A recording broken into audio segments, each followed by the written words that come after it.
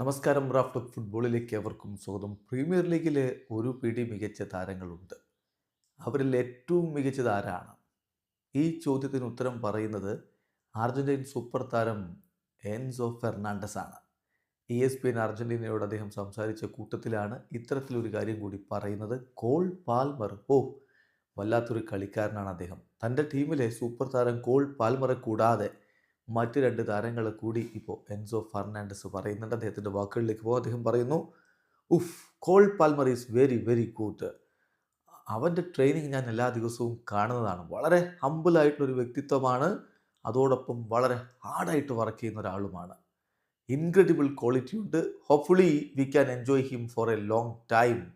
അവനും മോസലായും ഹാലൻഡുമാണ് പ്രീമിയർ ലീഗിലെ best players എന്നാണ് ഇപ്പോൾ എൻസോ ഫെർണാണ്ടസ് പറയുന്നത്.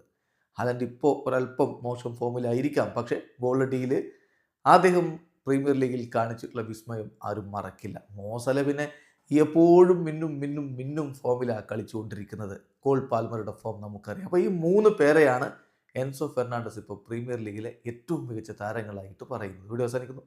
ഫുട്ബോൾ ലോകത്തെ കൂടുതൽ വിശേഷങ്ങളുമായി റാഫ്റ്റോക്സ് എത്താം.